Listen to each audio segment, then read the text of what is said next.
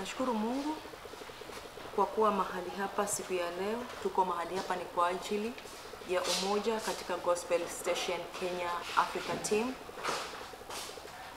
Huu ni ushirika ambao una maono na malengo.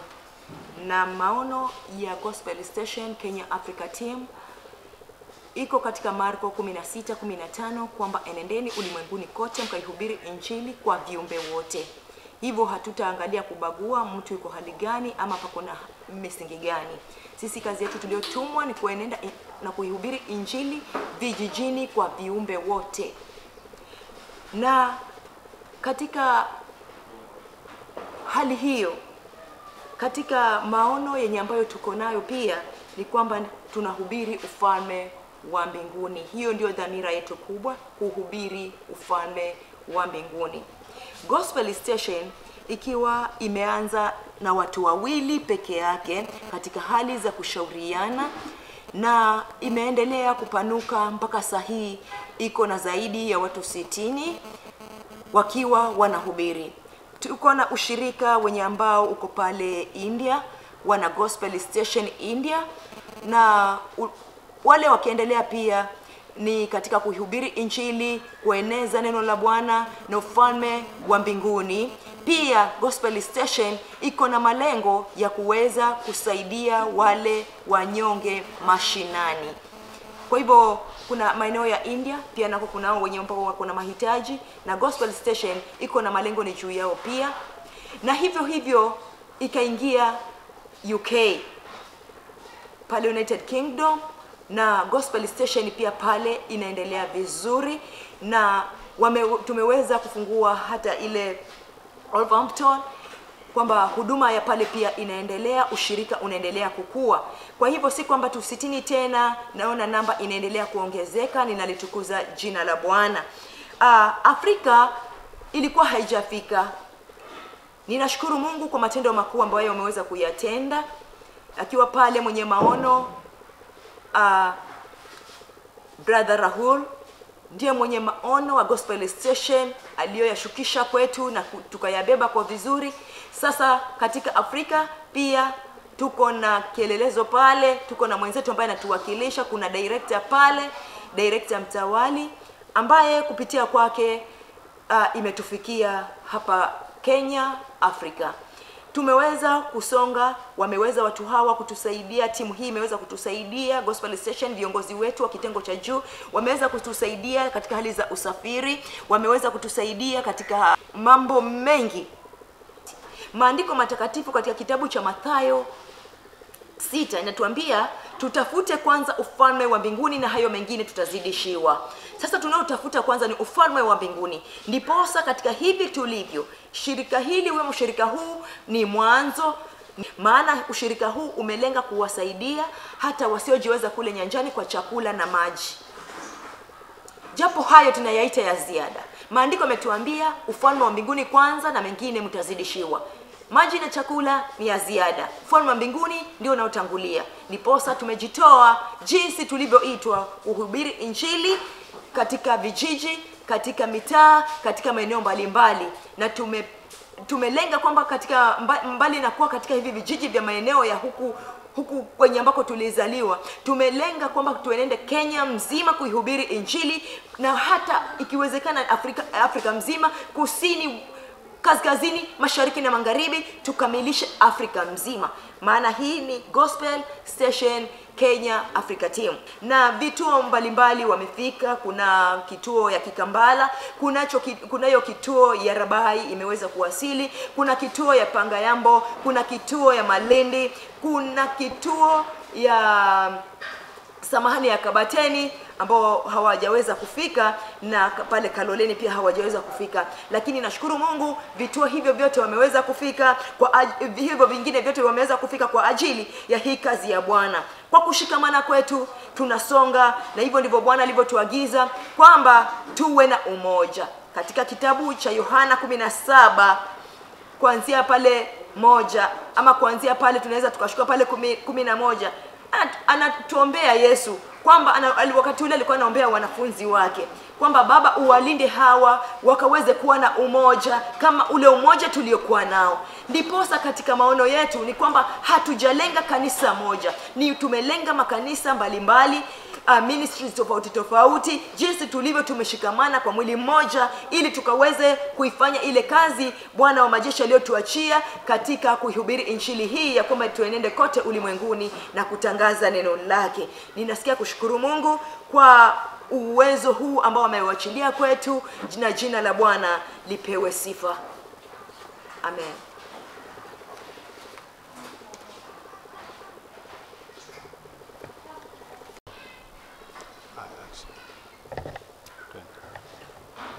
Yangu ni ushuhuda ambao tunaanza na Genesis 1:1 kwamba ulimwengu ulipoanza ulianza kwa giza, ukawa ukiwa na ukawa utupu. Na hivyo ndivyo ambavyo shuhuda wangu nataka niseme katika Gospel Station ilivyoanza, kwamba katika Afrika and Kenya ilikuwa ni kama ni giza wala utupu wala ukiwa. Lakini nataka tushukuru kwamba Gospel Station ilipoingia katika Afrika Kenya iliweza kufanya ya ajabu sana. Ndio sababu leo tunasema ushuhuda huu kwamba tumeweza kutembea katika maeneo tofauti tofauti tukieneza injili. Na katika injili ile ambao tumeeneza katika maeneo yale ambao tumetembea tukiwezeshwa ni Gospel Station, basi tumeweza kuvuna nafsi zilizokuwa ukiwa wakati huo na ilikuwa giza wakati huo. Lakini tunashukuru Mungu kwamba wakati Gospel Station ilisimama kama roho ilivyosimama wakati wa mwanzo, kwamba kulikuwa ukiwa ukawa giza ukawa utupu. Lakini tunasema kwamba Biblia inatuambia kwamba wakati roho wa Mungu aliosimama juu ya maji, kila kitu kikainuka na mwangaza ukatoka na kila kitu kikafanyika kwa uwezo wa Roho Mtakatifu. Sasa ndo hapa hasa tunazungumza kwamba ni kweli kwamba Gospel Station imekuwa kama roho ambayo imeshasimama juu yetu, ikiwa ina uwezo ya kutuwezesha kufanya jambo ambalo lilikuwa haliwezekani, na mwanga umeweza kutoka. Na kile ambacho tunataka tuseme, tunashukuru sana kwa sababu ya Gospel Station, ikiwa vile ambavyo imetuwezesha katika Afrika Kenya, tumeweza kwamba tufanye vitu ambavyo ilikuwa haviwezekani kufanyika. Lakini kwa sasa ninajua kwamba Mungu anaposimama katika roho, basi mwangaza huweza kutamkwa na ukafanyika, na giza ikaondoka na nuru ikafika. So tunataka tushukuru sana kwa sababu Gospel Station imekuwa kama nuru katika Afrika Kenya, ikiwa imeweza kutengeneza vitu ambavyo ilikuwa haviwezekani.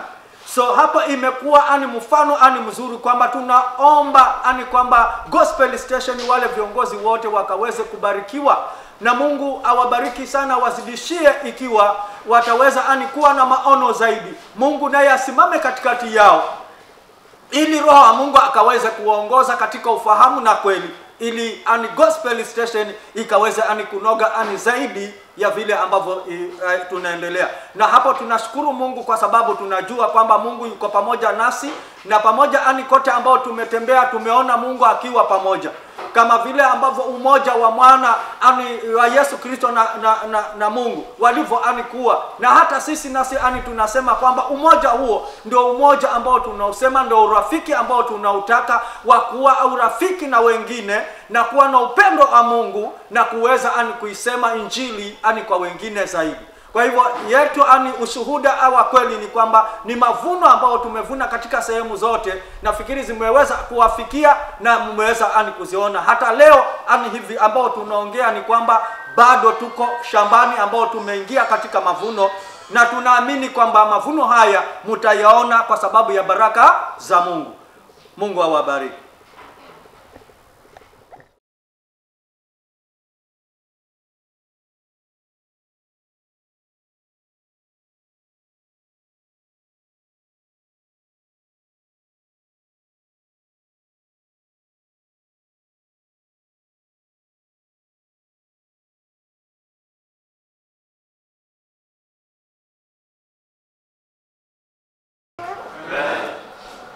tunashukuru Mungu. Tumeenda, sisi tulikuwa wengine hapa Mbarani, na tunashukuru Mungu maana tumefuna nafsi 19. Amen. Tumefuna nafsi 19, tumeombea watu. Tumetoka hapa tu hivi, tukifika pale tukakutana na jamaa mwingine hapo anakaa, atuambia anashikwa na anaangushangwa na kifafa. Kwa kweli namwangusha. Tukamsikiza na tukataka kumwombea, tukamwombea, na tunaamini ya kwamba amekombolewa. Mpaka hata imeattract watu pale, mpaka kambini wanatuita wenyewe, kujeni hata umwombee huyu, kujeni hapa. Kwa hivyo tunashukuru Mungu. Mimi naweza kusema huu mtaa umeiva. Amen. Nafsi siko tayari, sikitaka kupokea. Amen. Wafunaji ndio wachache. Tani nimetamani tu siku nyingine tukuje vizuri tukiwa tumejipanga. Amen. Sisi tunakuanga na kikundi yenye iko chonjo sana. Amen. Tunafanyanga kazi kama bulldozer. Ndio. Na tukiangalia hii mtaa vile tumeona unahitaji watu watoke nje walete nafsi kwa ufalme. Na nashukuru Mungu maana siko tayari. Nimeona utayari mwingi sana. Amen. Ile maombi mmekesha hapa mkiomba imefanya kazi. Amen. Kwa hivyo hata ikiwa ungelala, hata nikwambie si bure. Nafsi siko tayari kupokea na simepokea. Ni vile tu, in fact hata nimeshtukia tu nikiangalia, tukiulizana ni saa ngapi. Mwenzangu ananiambia ni saa 7. Namuuliza saa 7? Saa 7 inaelekea saa 8. Mpaka tu imebidi tukaambiana wacha turudi sababu masaa ndio imeisha, tutafanya nini? Lakini ukiona unatamani tu uendelee. Kwa hivyo hiyo ndio ripoti yetu. Tumefuna nafsi 19. Tumekutana na watu wenye mahitaji tukawaombea. Na tumeona ukuu wa Mungu. And we give all the glory unto the Lord because he is the one who saves. Amen. Be blessed. Amen.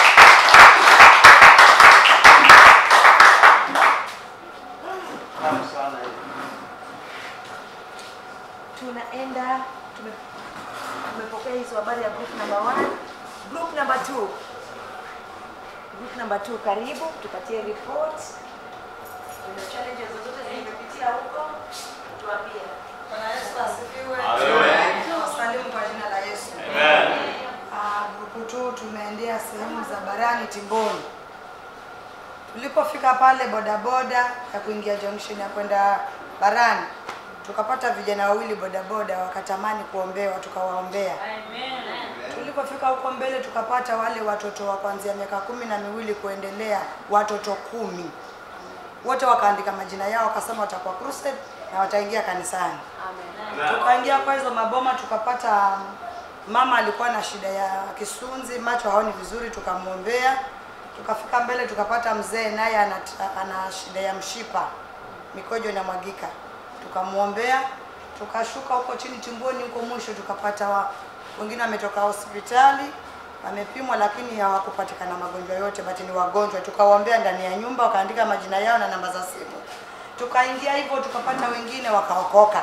Tumepata watu 33. Amen.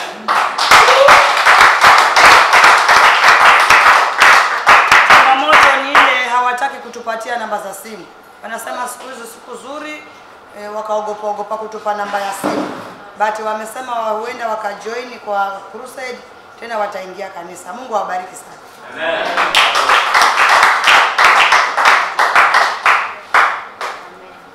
Group number 3.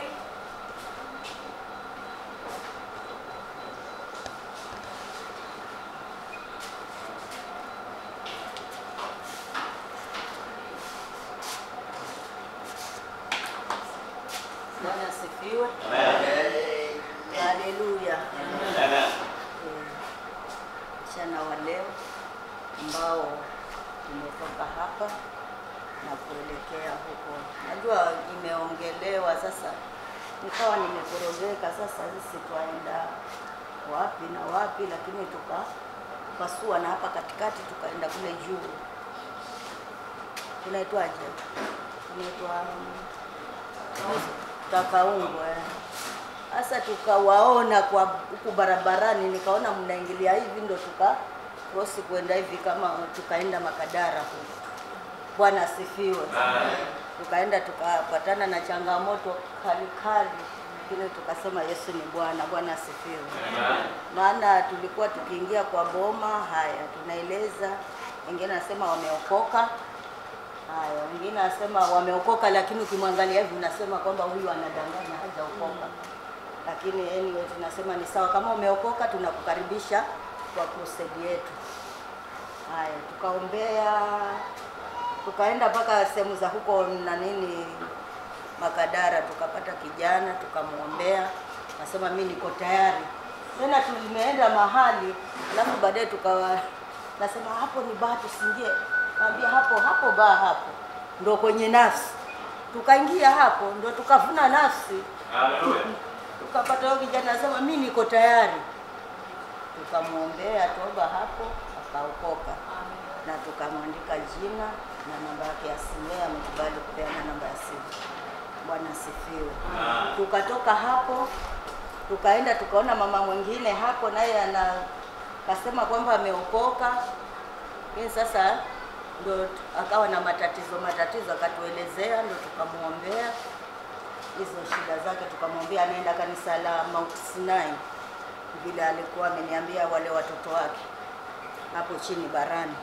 Kwa hivyo huyo tumemuombea, nafikiri tumeombea tu nafsi moja sisi. Amen. Mungu awabariki. Amen.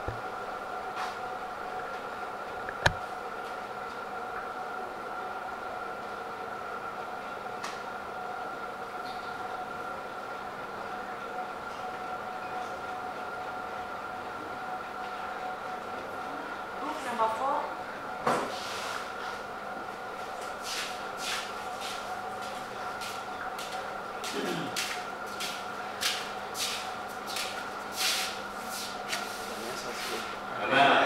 Simama hapa kwa niaba ya group number 4.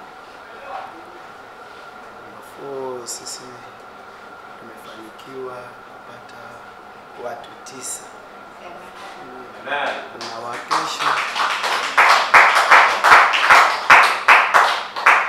Kuna wakesho, kuna Pauli, kuna Agnes, kuna Zainabu, Lina, Mariamu, Christine, Luvuno, Sofia. Hao wawili ndio ambao tumeomba nao wakiwa wako na hali ambazo zinasumbua, lakini kwa imani zao wamepata kupokea uponyaji, kwa sababu tulivyoomba nao hata hatujatoka, lakini anasema kwamba nasikia kuna kitu kinatoka kinaenda. Bwana Yesu asifiwe. Na nikamwambia kwa imani yako kuanzia sasa tayari wewe ushafunguliwa. Ni hapa.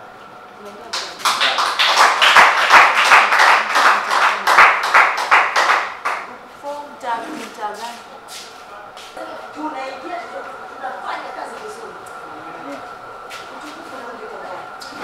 Ukifanya kazi iliyopewa, nasema nafsi moja ikishokolewa, basi mbingu inafurahia. Just sitini na mbili ni mara ngapi? Ni zaidi. Tusimameni tuombe kwa kushukuru.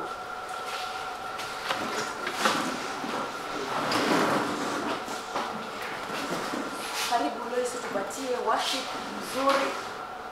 Tunahitaji kushukuru Mungu kwa kazi njema ambayo wameitenda. Timu hii yote wameenda na wamerudi salama. Tuna sababu za kushukuru. Wengine watu huenda wakirudi kihali ngumu. Hii timu imerudi kama wanajeshi. Wote wako sawa na salama. Tuna sababu za kumshukuru Mungu. Tunapaswa tumshukuru Mungu kwa ajili ya venye ambapo ametengeneza, amefinyanga hizo mioyo za mawe na kazifanya kwa za nyama, na jina la Bwana limetukuzwa maana amejivunia. Tuna sababu za kushukuru. Kwa hivyo kila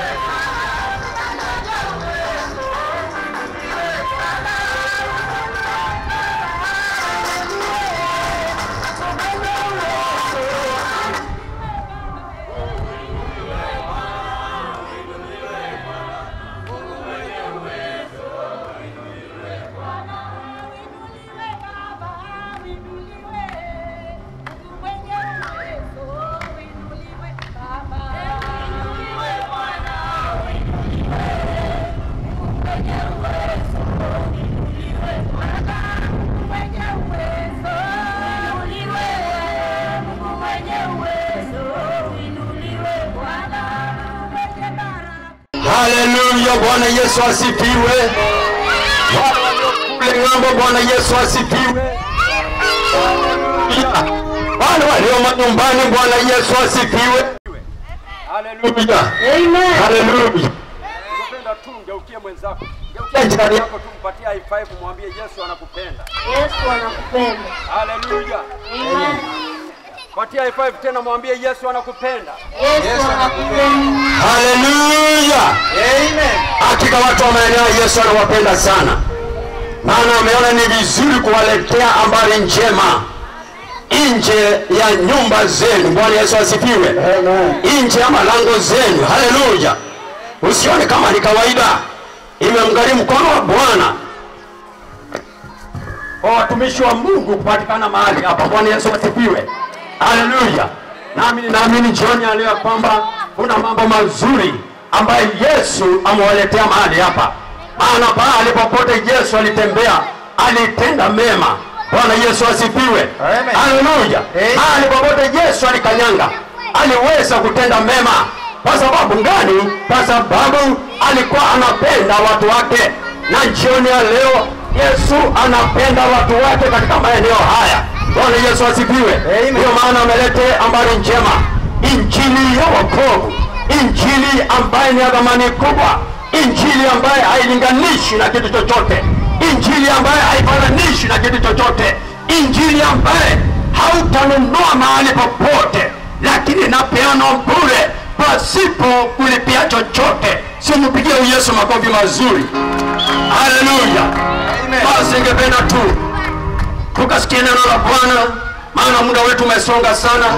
Katika kitabu cha Yohana pale sura ya 10 mstari wa 10 tu peke yake, na ninaamini ya kwamba mwisho wa muda ambaye Bwana ametuweka mahali hapa, ninaamini ya kwamba kuna maisha ya mtu yataenda kubadilika. Bwana Yesu asifiwe. Haleluya.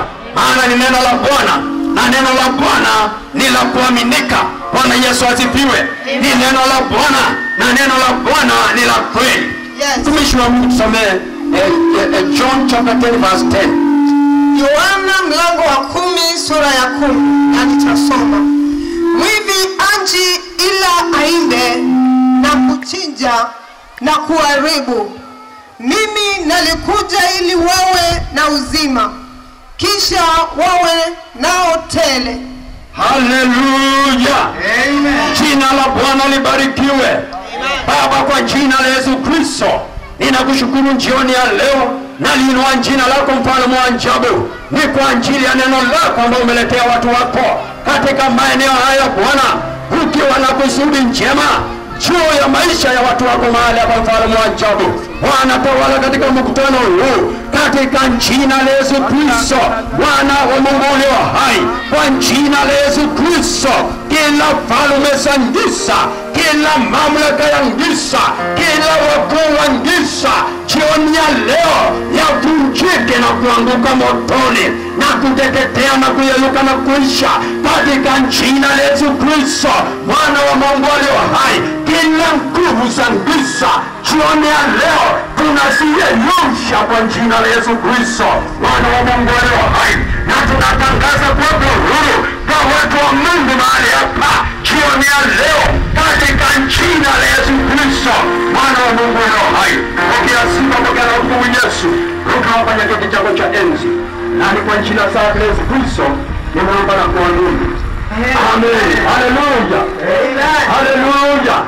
Sisi tumetangulia kusema ni ya kwamba Yesu anawapenda wewe mkaaji wa maeneo haya, maana amekuletea habari njema, bali inayoleta wokovu kwa kila anayemwamini.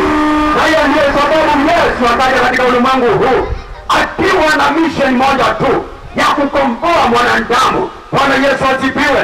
Yesu alikuja katika ulimwengu huu akiwa na kazi moja tu, akiwa anataka kukamilisha kazi moja, naye ni kuokoa wewe na mimi ambaye tunasikia habari zake na kuzipokea na kuamini. Bwana Yesu asifiwe.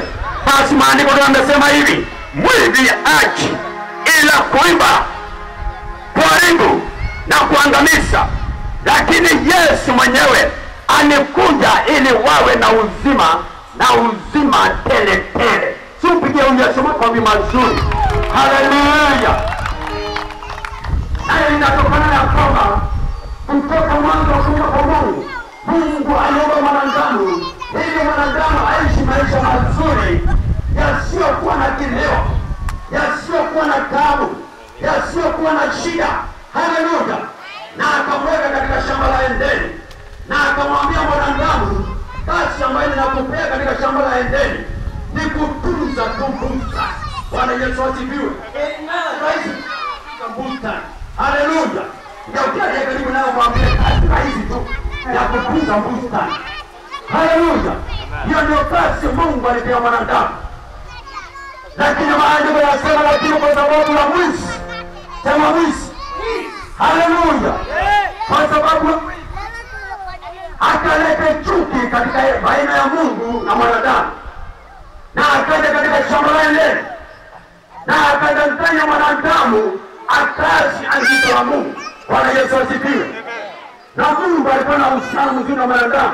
Ana maandiko yanasema hivi, Mungu wakati wa manjia kama haya ya jioni ya leo, na ndio naona mtu hapo umebarikiwa, maana Mungu ameshuka kama hapo awali masaa ya jioni. Maandiko yanasema masaa ya jioni Mungu akashuka katika bustani ya Edeni ili kuzungumza na mwanadamu uso kwa uso.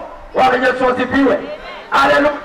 Lakini kwa sababu ya mwizi, ule ushirika wa Mungu na mwanadamu ukakatika, ule uhusiano wa Mungu na mwanadamu ukakatika, kwa sababu Mungu ni Mungu mtakatifu, na hawezi kukubaliana na uovu, na hawezi kutazama uovu.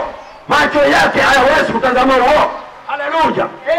Na wakati Ibilisi ambaye ndiye mwizi, haleluya, wakati ameharibu mipango ya mwanadamu pale katika shamba la Edeni, ili Mungu ambaki kuwa mwaminifu, maana Mungu alikuwa ametoa agizo ya kwamba usifanye hii, kwa sababu siku ile utafanya hakika kukufa utakufa. Bwana Yesu asifiwe. Na Mungu angekairi amri yake, Mungu akasimama kwa mwaminifu na akachukua hatua ya kufukuza mwanadamu katika shamba la Edeni. Mungu akiwa na mpango mzuri wa kuja kukomboa mwanadamu. Haleluya. Akamfukuza ili mwanadamu asiishi kwa dhambi milele na milele. Haleluya. Lakini Mungu wetu ni wa mipango mingi. Sema mipango mingi. Na kuna kusudi njema juu ya maisha ya mwanadamu. Haleluya. Baada ya mambo kusambaratika, baada ya mambo kuharibika pale katika shamba la Edeni, Mungu akawa na mpango mzuri mwingine wa kuokoa mwanadamu. Haleluya. Ndio maana maandiko yanasema kwamba lakini Yesu Bwana wa Mungu akaja akiwa na kusudi moja, ili kupea mwanadamu uzima na uzima tele tele. Tupige Yesu makofi mazuri. Maandiko yanasema kwa maana jinsi hii Mungu akaupenda ulimwengu akatoa mwanawe pekee, ili kila amwaminie asipotee bali awe na uzima wa milele. Haleluya. Baada ya mambo kuharibika pale kwanza, Mungu akawa na mpango mwingine. Na Yesu akazaliwa katika ulimwengu huu akiwa na kusudi njema juu ya maisha ya mwanadamu, ili uhusiano wa mwanadamu na Mungu upate kurudi kama hapo awali. Bwana Yesu asifiwe. Ili mwanadamu awe na mazungumzo na Mungu moja kwa moja kama hapo awali. Haleluya. Lakini mambo yakaenda kombo kwanza. Na wakati mwizi alipokuja, ndio naona akakuja na taabu ambaye tunaziona katika ulimwengu hata sasa hivi. Bwana Yesu asifiwe. Maana watu wengi wanaishi maisha ya kuibiwa, watu wengi wanaishi maisha ya kudanganywa, watu wengi wanaishi maisha ya kuharibiwa. Maana mwisho wa kukaa katika dhambi ni mauti. Haleluya. Na hiyo ndio sababu shetani ako mbioni kufanya kazi hata sasa, ili kujaribu kuendelea na kuiba na kuharibu na kudanganya na kuua wanadamu aishi katika dhambi milele na milele. Bwana Yesu asifiwe. Haleluya. Lakini namshukuru Bwana jioni ya leo ambaye ameona ni vizuri wewe mtu wa mkaaji mahali hapa usipitwe na habari hizi njema za kurudisha uhusiano wako na Mungu kama hapo awali. Bwana Yesu asifiwe. Na ndio maana Yesu anakuja na habari njema ya kuleta uzima na uzima tele tele kwa kila anayemwamini. Haleluya. Maana maandiko yanasema wazi, kwa maana kwa moyo mtu amini atakupata haki, na ukiri akili na kinywa chake hata kupata wokovu. Bwana Yesu asifiwe. Haleluya. Na jioni ya leo Yesu anasimama nje ya mlango wa moyo wa mtu, anambisha, anasema nifungulie jioni ya leo ili niingie ndani ya moyo wako tupate kuzungumza tena kama hapo awali. Anambisha nje ya mlango wa moyo wa mtu jioni ya leo ili umfungulie aingie, na anasema ukimfungulia na aingie ndani yako, basi kuna mambo matatu ya muhimu Yesu anaenda kufanya ndani ya maisha ya mtu ambaye anamkubali jioni ya leo. Bwana Yesu asifiwe. Jambo la kwanza, ukimkubali Yesu jioni ya leo na umfungulie moyo wa mlango wako, jambo la kwanza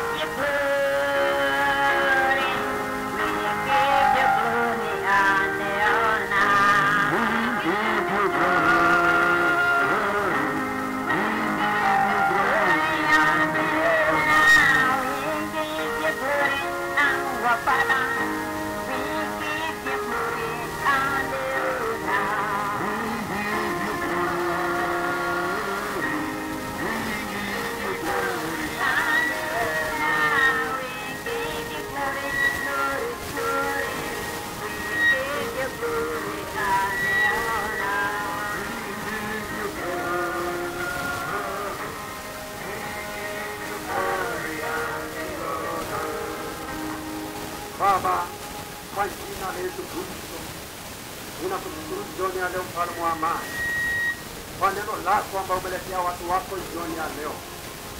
Bwana, ninaamini ya kwamba katika maeneo haya uko na watu wengi, mfalme wa ajabu, hao umeachilia rehema nyingi juu yao Bwana, jinsi ambavyo tumeona katika masaa ya asubuhi. Mfalme wa ajabu, hata jioni ya leo mahali hapa Bwana, inajua uko na watu wengi haya Bwana, umeachilia rehema zako juu yao, mfalme wa ajabu.